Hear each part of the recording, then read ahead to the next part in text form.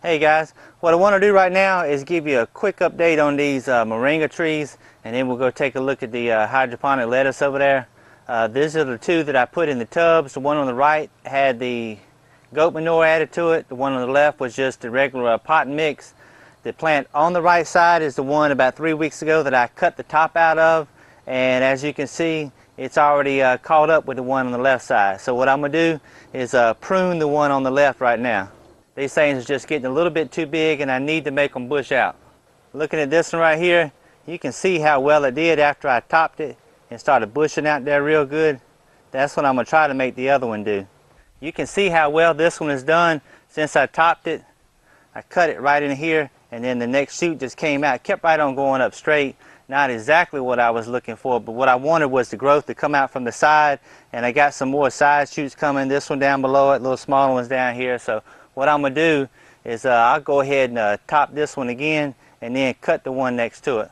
Because I'm not trying to grow a 20-foot tall tree in here.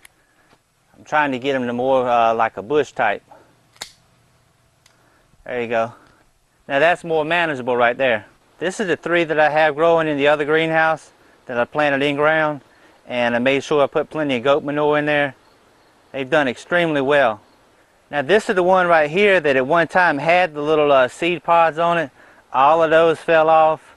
I don't know what happened to them, but they're gone anyway. So what I'm going to do is starting to flower again. I'm going to come in here and just cut this thing right there.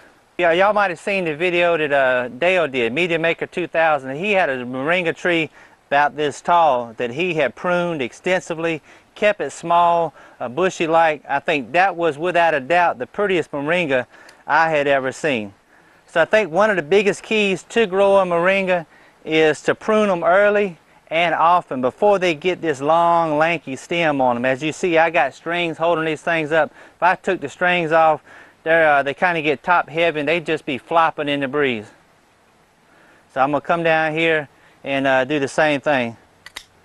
Just cut that one, come over here to the other side, same thing. Not going to hurt them, I just want everything to bush out. Again, that looks a whole lot more manageable right there as opposed to something just coming on up there trying to get 6 to 8 foot tall. Just keep them short, keep them pruned, and I think they'll be better off. Here's all of my cuttings right here where I cut the tops out of the trees.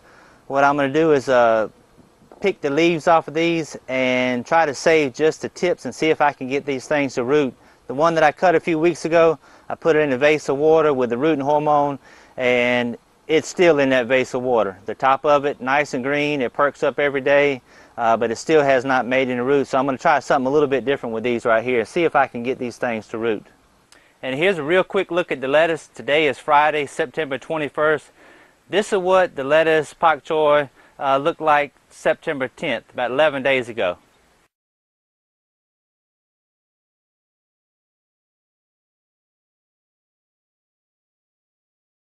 They really kicked it in gear and coming on pretty fast right now.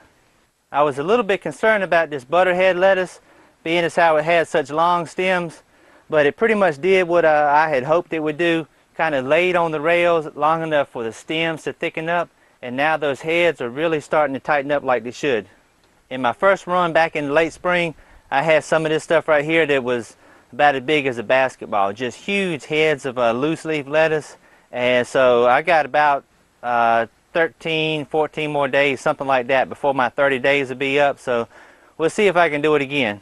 The pak choi, if you notice, I got some red cups up under there. What was happening with some of those longer stems, they couldn't quite stand up on their own, so I improvised a little bit and just put those red cups around them. The smaller plants, I was able to cut the bottom out of the cup and put it right over the top.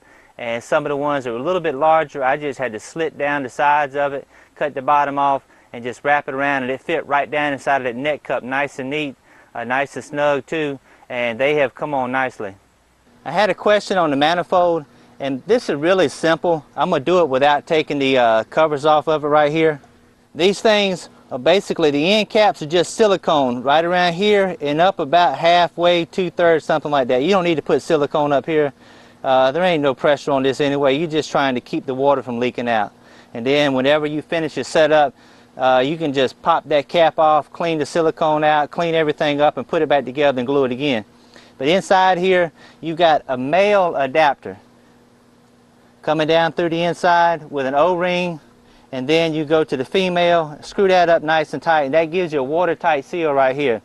Come on down. I've got 1/2 inch, and then I went to 1.25 inches right here. I couldn't find, whatever store I was at, a 1.25 inches to a 1/2 inch reducer.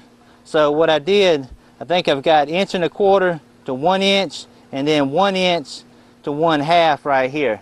That allows me to step it up and put everything together. All three pretty much the same way, just maybe different brand fittings right here. Real simple to put together.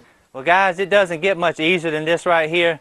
Just put your nutrient mix in the water, go ahead and put your sealings in there, turn your pump on, make sure it's aerated, and let her rip. Nice and simple, no guesswork to it.